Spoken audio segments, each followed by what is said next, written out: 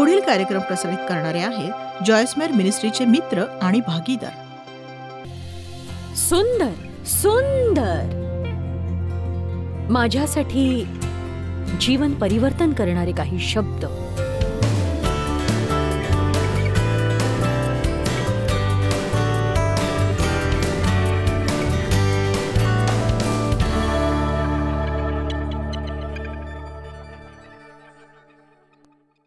येशूच्या वधस्तंभाजवळ त्याची आई, त्याची मावशी, क्लोपाची बायको मरिया आणि मरिया मग्दालिया या उभ्या होत्या. आणि लक्षात ठेवा, वधस्तंभाजवळ 3 स्त्रिया होत्या.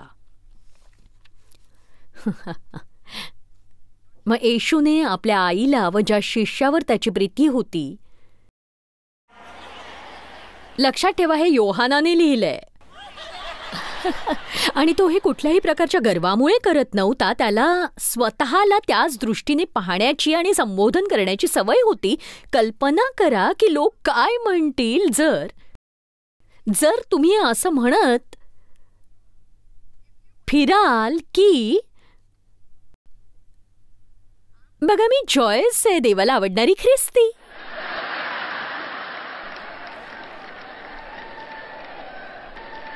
विचार करा. 15 येशूने पेत्रास म्हटले, तू माझ्यावर प्रीती करतोस? हो प्रभू, मी तुमच्यावर प्रीती करतो.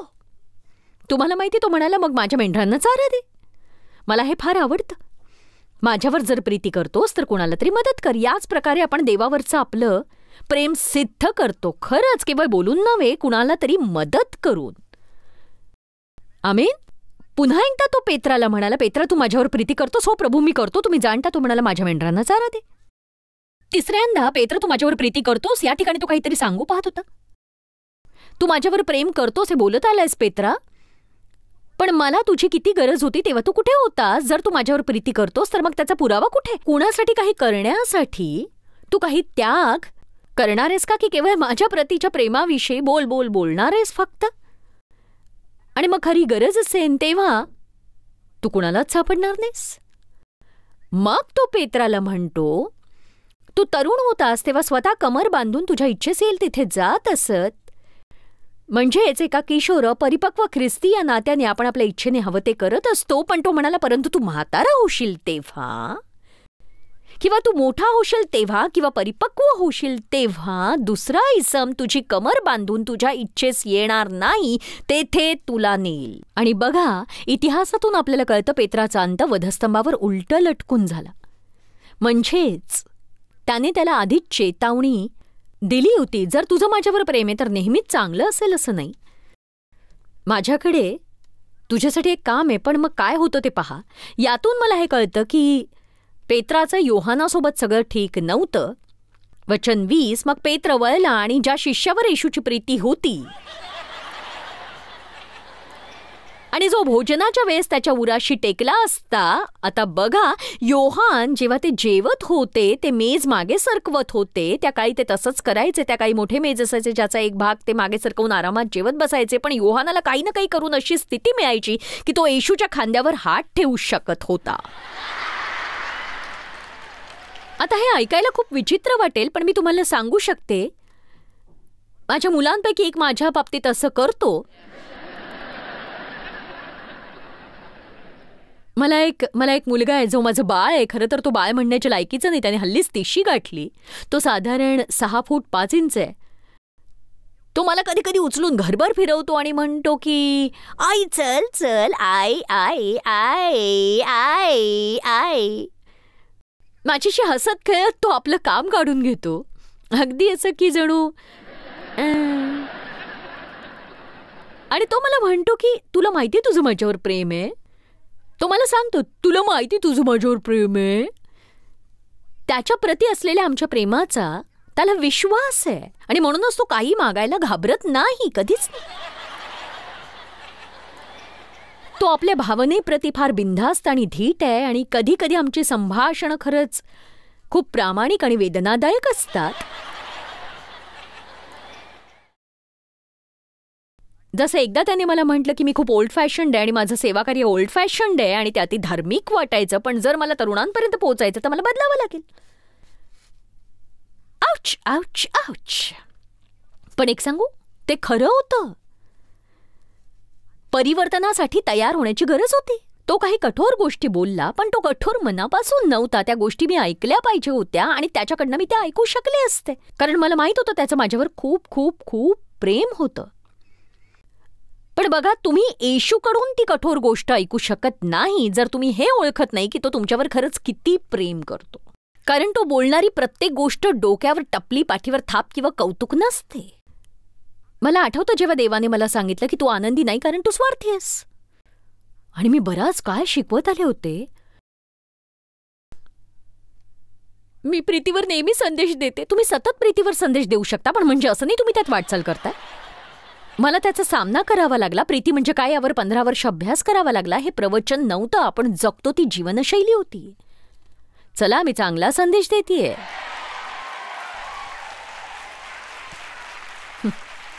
म्हणून पेत्र वळला. तुम्ही हे समजून घ्या. वचन 20. मग पेत्र वळला आणि ज्या शिष्यावर येशूची प्रीती होती आणि जो भोजनाच्या वेळेस त्याच्या उराशी टेकला असता, मागे लावून, प्रभो, तुला धरून देणारा तो कोण आहे असे म्हणाला होता, त्याला इथे मागे चालताना पाहिले. त्याला पाहून पेत्र येशूला म्हणाला, प्रभूजी, त्याचं काय होईल? आता पेत्राला सांगण्यात आलं होतं की त्याचा मृत्यू भयंकर असणार आहे आणि त्याला सहन करावं लागेल आणि त्याला त्या गोष्टी कराव्या लागतील ज्या त्याला करायला आवडणार नाही. पेत्र सर्वप्रथम म्हणाला, त्याचं काय होईल? यातूनच कळतं की काहीतरी गडबड होती. चला बघा, तुम्हाला जर काही सहन करावं लागणार असेल, तुम्हाला त्रास होत असलेली कुठली व्यक्ती त्यात सामील नसेल, तुमची इच्छा असते त्यांनी सामील व्हावं. पण येशू काय म्हणाला ते पहा. ते खरे लोक होते. आपण त्याला अति धार्मिक करता कामा नये. आणि बघा, येशूने त्याला काय उत्तर दिलं. अगदी जुन्या पद्धतीने मुद्द्याला सामोरं जाणारा येशूनं म्हटलं, मी येई तोपर्यंत त्याने राहावे अशी माझी इच्छा असली तर त्याचे तुला काय? तुला त्याची काळजी का? तू माझ्या मागे ये. परमेश्वराकडे आपल्यापैकी प्रत्येकाच्या जीवनासाठी एक अद्भुत योजना आहे आणि जर त्याची निवड ही होती की पेत्राने उलट वधस्तंभावर मरावं आणि योहानाने त्यानंतर 20-25 वर्ष जगावं, तर तो म्हणतो की पेत्र, त्याच्याशी तुझं काही देणं घेणं नाही.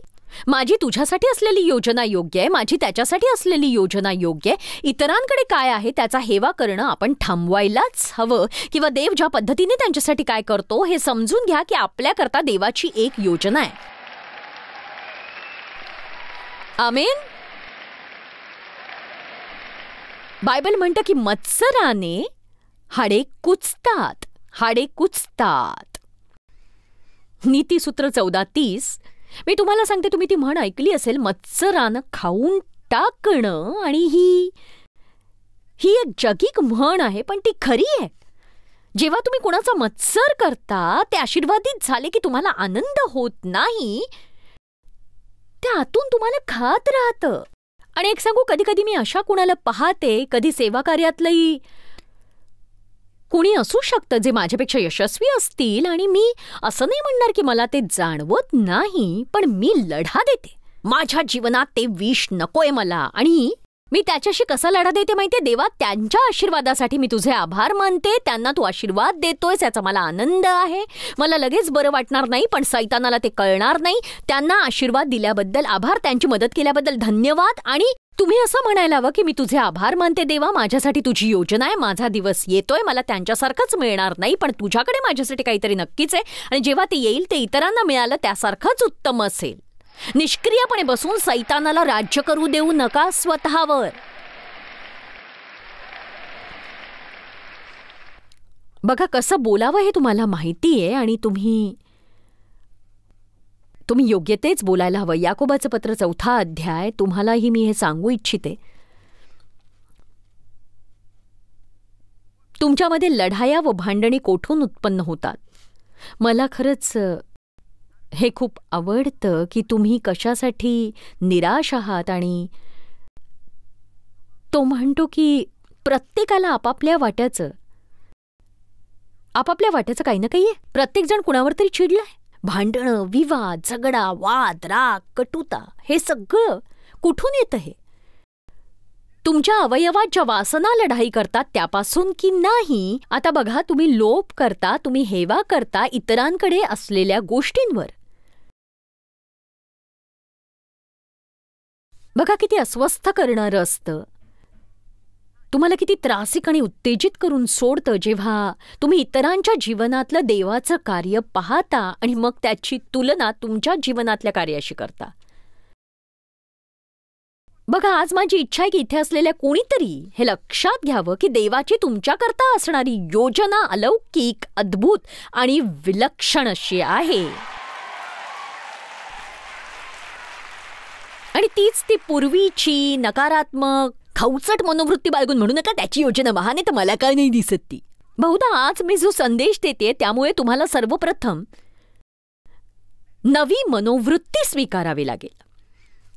तुमच्या जीवनात काही प्राप्त होण्याआधी तुम्हाला इतरांच्या जीवनात काय होतंय त्याचा आनंद मानायला शिकायला लागेल. आणि तुम्हाला चुकून लोकांच्या महान साक्षी किंवा त्यांच्या यशाची कथा ऐकायला मिळत नाही हे लक्षात घ्यावं लागेल. आणि देव आपली तयारी करतो, तुमच्यासाठी एक साक्ष आहे. तुम्ही ज्यासाठी 20 वर्ष प्रार्थना करताय ती गोष्ट त्यांना मिळते. तुम्ही कसं हाताळा?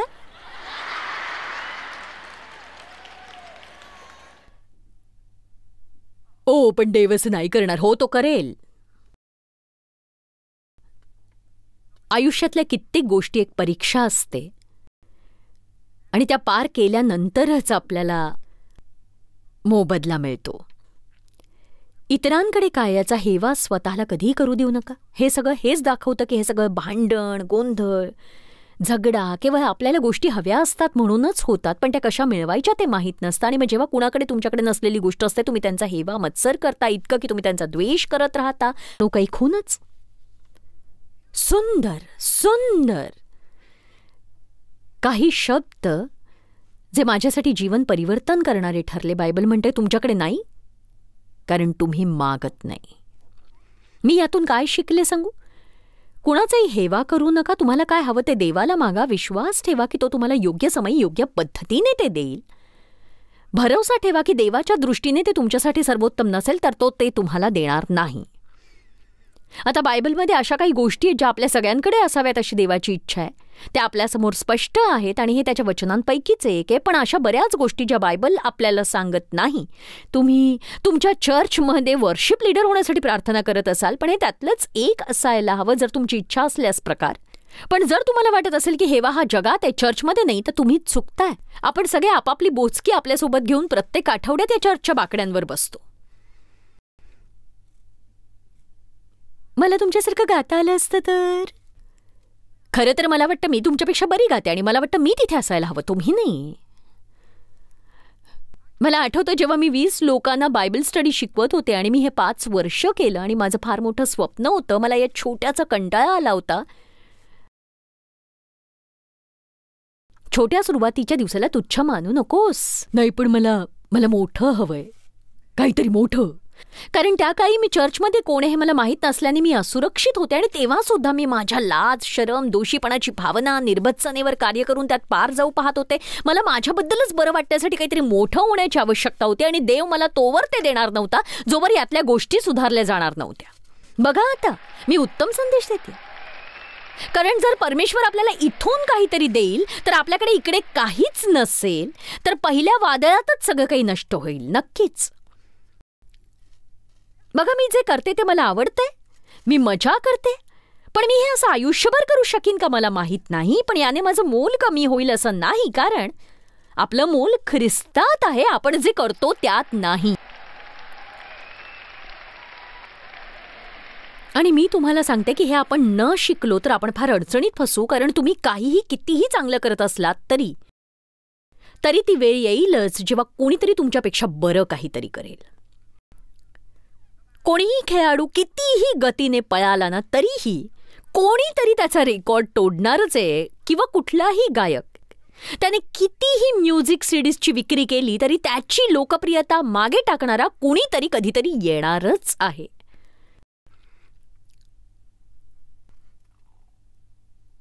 आपल्या जीवनातल्या देवाच्या ऋतूंना आपण समजून घ्यायला हवं आणि प्रत्येक काळात आपलं मोल तितकंच असतं. मला वाटतं की आपण जर ठाम विश्वासात असू ना, तर आपण हेवा आणि मत्सरापासून मुक्त होतो आणि त्या यातनेत आपल्याला जगायची गरज नाही. मला वाटतं इतरांची तुलना करण्यापासून, बाजी लावण्यापासून, इतरांप्रमाणे बनण्याच्या गरजेपासून मुक्त होतो. मला वाटतं ख्रिस्तात आपण कोण आहोत हे ओळखल्याने तुम्ही ती अनमोल, अद्भुत, सुंदर व्यक्ती बनू शकता जशी देवाने तुम्हाला घडवलेली आहे. तसं तुम्ही कुठल्याही माफीशिवाय बनू शकता. मी वेगळी आहे आणि मला ते आवडतं.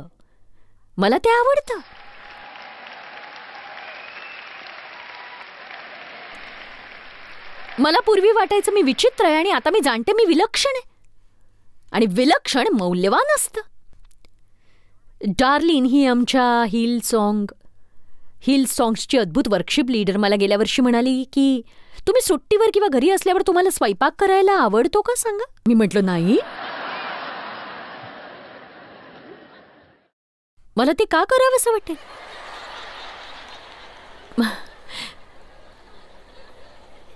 पण तिला आवडतं स्वयंपाक करायला आणि कधी कधी आपल्याला हे कळत नसतं की आपल्याला आवडणाऱ्या गोष्टी इतरांना का आवडत नसतात. आणि कधी कधी मी ख्रिस्तात कोण आहे हे जर मला माहीत नसेल तर मला तणाव जाणवू शकतो. कारण सुझी घरात असते, मी नाही. मी तुमच्यासाठी सैतानाशी लढा देईन, पण मला पोळ्या बनवायला सांगू नका, कारण त्यातून काहीच निष्पन्न होणार नाही. आमेन.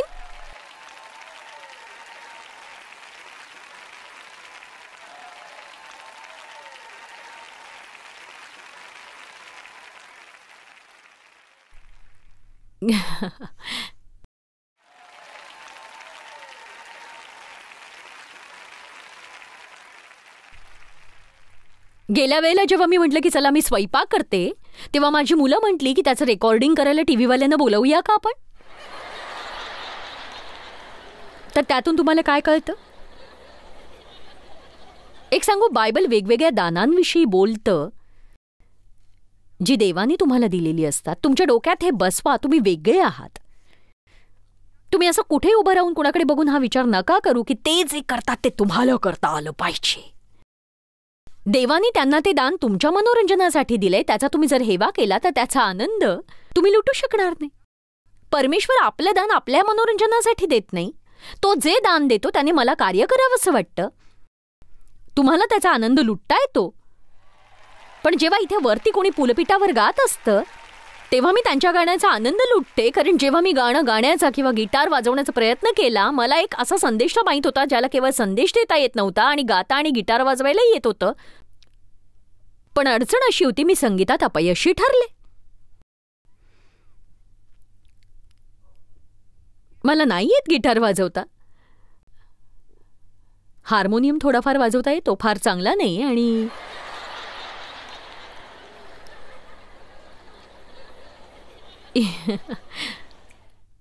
इफिस्करास अध्याय 4 वचन 11 वाचूया आपण. परमेश्वरासोबतच्या माझ्या सुरुवातीच्या वाटचालीच्या दिवसात मी चर्च सभेला जायचे, तिथे दानाविषयी बोललं जायचं. अगदी सगळे विचारायचे पण मग तुमचं दान काय. आणि कुणाला ते दिवस आठवतात का जेव्हा असं काहीसं चालायचं. म्हणजे अशा सभाही व्हायच्या ज्यात तुमचं आध्यात्मिक दान काय आहे हे शोधायचा प्रयत्न व्हायचा. आणि नक्कीच त्याचं मोल आहे. पण एक सांगू का, मी कोण आहे हे मला अजूनही समजलेलं नाही. म्हणजे मी अनेक ठिकाणी जाते आणि लोक विचारतात कुठल्या नावाने बोलवूया, रेव्हरंड, बिशप. मी म्हणते मला जॉयस मायर म्हणा, बस. तीच मी आहे. मी खूप असुरक्षित होते. मला वाटलं नव्हतं मी कधी भव्य सेवाकार्य पाहीन ज्यात इफिस्करांसमधलं दान आहे. प्रेषित, संदेष्टा, सुवार्तिक, पाळक, शिक्षक. आणि असंच कुणीतरी शिकवल्याचं मला आठवतं की प्रेषित, संदेष्टा, सुवार्तिक, पाळक, शिक्षक. आणि विचार आला की पण एक मिनिट, मला छोटीशी करंगई नाही बनायचं. खरंच सांगते, मला अंगठा बनायचं होतं. नको ना ते करंगई. आणि बघा, मला तसं वाटायचं कारण ते म्हणाले की शिक्षक हा करंगईसारखा आहे, सगळ्यात छोटं दान असेल असं मला वाटलं ते. आणि हे अजब आहे की आपण कधी कधी असे असतो. चला रोमकरास 12वा अध्याय बघूया. आता तुम्ही स्वतः आवडायची वेळ आलीये.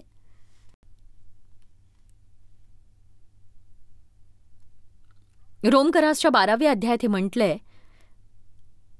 आपण कसे अनेक असूनही एकाच शरीराचा भाग आहोत. आपली कार्य वेगवेगळी असतात, पण तरी आपण एकाच शरीराचा भाग असतो. आणि तो म्हणतो की कसं अमुक असतात, तमुक असतात आणि इतर काहीही असतात.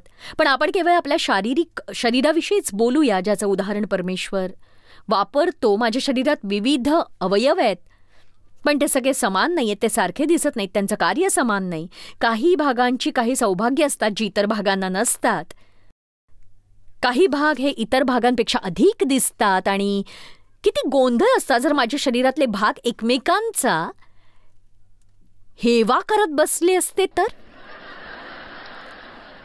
बघा, आपण एकत्र कार्य करायला हवं. कधी कधी मला नवीन चपला लागतात. सुरुवातीला त्या जरा कडक असतात, त्याचा त्रास होतो. त्या चपला चावत असतात आणि नवल वाटतं की माझा हात क्षणाचाही विचार न करता मदत करायला पुढे येतो आणि मदत करतो. बघा, माझ्याकडे ही सुंदर अंगठी आहे जी माझ्या बोटाला घालायला मिळते, पण माझ्या डोळ्यांना पाहायला मिळते. माझ्या बोटांनी ती अंगठी पाहिलीच नाही, नक्कीच नाही, कधीच नाही. बोटाला ती घालता येते, मिरवता येते, पण संपूर्ण आयुष्यात त्याला ती कधीच पाहता येणार नाही. डोळ्यांना ती अंगठी कधीच घालता येणार नाही, पण पाहता नक्की येईल. आता काय होईल जर माझा हात म्हणेल की मी ती चप्पल घालायला तुला नाही मदत करणार? कारण सत्य हे आहे की चप्पल मला स्वतःसाठी हवी आहे आणि हात या नात्याने मी माझ्या संपूर्ण आयुष्यात कधीच चप्पल घातलेली नाही. आणि तुला जर वाटत असेल मी आयुष्यभर चप्पल घालायला तुझी मदत करीन, तर तो गोड गैरसमज आहे. आणि जर डोळा म्हणाला की मी त्या अंगठीकडे पाहण्यास नकार देतोय, मी ती अंगठी पाहणारच नाही, मला माझी स्वतःची अंगठी हवी, जर मला माझी अंगठी मिळणार नसेल तर ती अंगठी मी पाहणारच नाही. तर साधारणतः आपण ख्रिस्तीय नात्याने असंच काहीतरी करत असतो की देवाने आपल्याला इच्छा देऊन म्हटलं, ठीक आहे,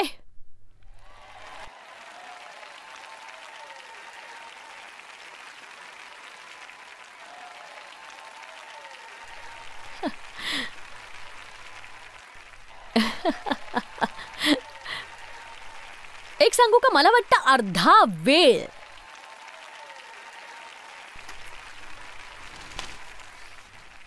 खरं तर आपण हीच आशा करायला हवी की देवाने आपल्याला आपण मागू ते न दिलेलंच बरं.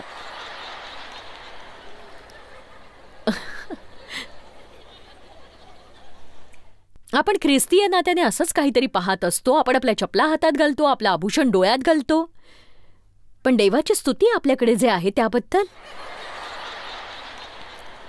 आता समस्या ही आहे, मी कुठे जाते हेच मला दिसत नव्हतं, कारण माझ्या डोळ्यांवर ते आभूषण होतं. आणि मला वाटतं की आत्मविश्वास आपल्याला यापासून मुक्त करतो. तुमच्याकडे काय आहे ते माझ्याकडे असायलाच हवं असं नाही, त्याशिवाय मी सुखी राहू शकते. मी आनंदी आहे म्हणून तुम्हाला मी आवडायला हवी असं नाही, कारण माझा आनंद हा माझ्याबद्दलच्या विचारांवर आधारित नाही, तो मी ख्रिस्तात कोण आहे यावर आधारित. मी बाहेर पडून काहीतरी नवीन करण्याचा प्रयत्न करून त्यात अपयशी ठरूनही आनंदी आणि आत्मविश्वासी राहू शकते, कारण मी प्रत्येक गोष्टीच्या यशावर माझा आत्मविश्वास अवलंबून ठेवत नाही. माझ्याकडून देवाचं ऐकणं चुकू शकतं, मी संपूर्णतः देवाला चुकवू शकते, पण याने मी ख्रिस्तात कोण आहे यात मुळीच काहीही कमी पडत नाही. मला गोष्टी जपून करण्याची गरज नाही, मी धीटपणे जगू शकते, मी आक्रमकपणे जगू शकते. आता असं करणारे लोक हे परमेश्वरासाठी महान कार्य करतात. मी अधूनमधून मूर्खपणाच्या गोष्टी करू शकते, पण मी एक सांगू का, तुम्ही थांबलेली गाडी चालवू शकत नाही ना. तुम्ही ती गेअरमध्ये आणायला हवी आणि मग चालवायला हवी. एखाद दुसऱ्या वेळा धडकली तरी पुढे जात राहा. कुठेही जाऊ नका. जॉय शेवटचे विचार सांगण्यास लवकरच येत आहे. बघा, परमेश्वराकडे आपल्या सगळ्यांसाठी एक अलौकिक आणि उत्तम अशी योजना आहे. आपण इतर कुणाचा हेवा करायची मुळीच गरज नाही. जेव्हा आपण ख्रिस्तात आहोत त्याचा आत्मविश्वास आपल्यात आहे, तो आपल्यावर प्रीती करतो, आपल्यासाठी त्याच्याकडे योजना आहे, तेव्हा आपण कुठल्याही निरुपयोगी अशा हेवा आणि मत्सरात अडकता कामा नये. बघा, सैतानाला आपल्या मनावर हल्ला करायला आवडतं. त्यातलाच एक प्रकार म्हणजे तो आपल्याला स्वतःची तुलना इतरांशी करायला लावतो. ती असो, तुमचा दिवस उत्तम जाओ. जॉयस्मायर मिनिस्ट्रीज करता तुम्ही खूप मौल्यवान आहात. आम्हाला तुमचं कौतुक आहे आणि जगभरामध्ये हे सेवा कार्य शक्य करण्याकरता आम्ही आमच्या मित्रांचे आणि पार्टनर्सचे आभारी आहोत. आम्ही एकत्रितपणे भुकेल्यांना खाऊ घालतो, गरिबांना वस्त्र देतो आणि राष्ट्रांना सुवार्ता सांगतो. तुमच्या प्रार्थनेच्या विनंती करता आमच्याविषयी आणखी माहिती मिळवा. जॉयसच्या कॉन्फरन्सच्या तारखा पहा आणि ख्रिस्ताची प्रीती जगभरामध्ये पसरवण्याकरता आमचे सहभागी व्हा.